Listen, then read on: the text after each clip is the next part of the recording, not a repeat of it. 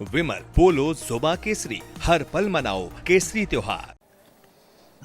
मैं क्या बोलूं, इस पे रील बनाने पे क्या बोला जाए, ये बताइए। नहीं, सरकार ने कहा है ना कि भाई हम रील बनाना सिखाएंगे। 15 स्कूल कॉलेजेस में हम कंटेंट क्रिएशन के लिए बाकायदा लैब्स खोलेंगे।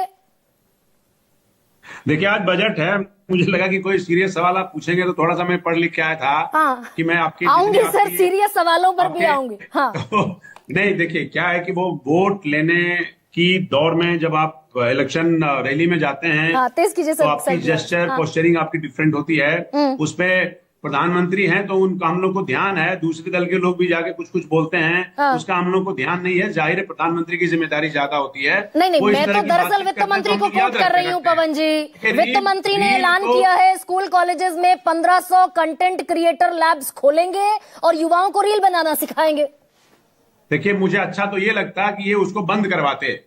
अभी इकोनॉमिक सर्वे ने आ रहा हूँ इकोनॉमिक सर्वे ने क्या कहा है, इकोनॉमिक सर्वे ने क्या कहा, पिछले 2 साल से कह रहा है, अखबार में कॉलम में खबर छपती है बिल्कुल किनारे में।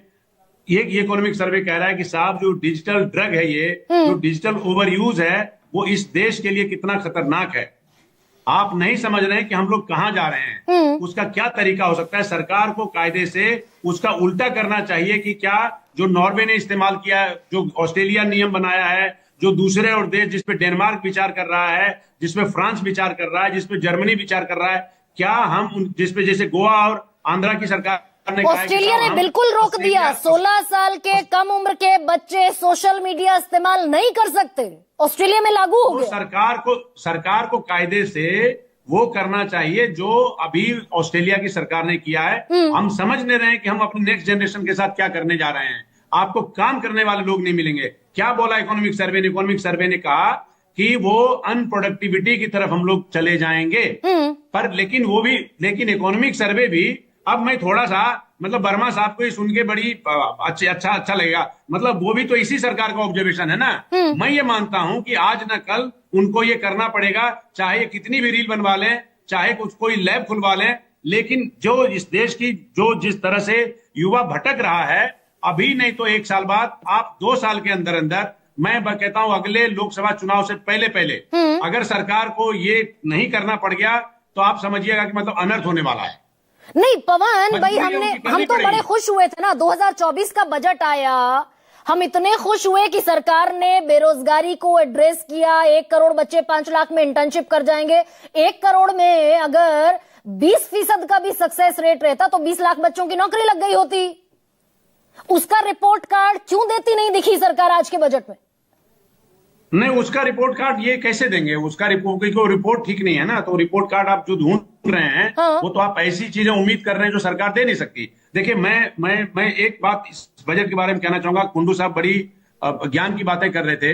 देखिए, इस बजट में मुझे लग रहा था कि सरकार के 12 साल हो गए हैं, बजट क्रांतिकारी होना चाहिए। आप बेबी स्टेप्स लेके, और आप चाहेंगे चाइना का मुकाबला करें, वो नहीं हो पाएगा। कुछ चीजें जिसकी आलोचना सरकार की कर रहे हैं इस बजट में, ऐसा नहीं है जैसे अभी मैं कुंडू साहब से एग्री करता हूं कि डिजिटल इंफ्रास्ट्रक्चर के लिए, या जो पैसा उन्होंने अपने जो मिनरल कॉरिडोर के लिए लगाया है, साथ ही साथ जो अभी जो इंफ्रास्ट्रक्चर इन्वेस्टमेंट है, खासकर आप जिसके जरिए आप सेमीकंडक्टर बनाना चाहते हैं, डेविएट हो जाएंगे पवन जी। ये नहीं करेंगे। मैं चाहती हूँ प्रिसाइजली युवाओं पर एक आवाज निकल कर आए। भाई, आपने कहा कि ऑस्ट्रेलिया तो 16 साल के बच्चों के लिए सोशल मीडिया बैन कर रहा है, हम उन्हें डिजिटल कंटेंट की तरफ धकेल रहे हैं, तो दरअसल इंटर्नशिप तो हो नहीं पाई।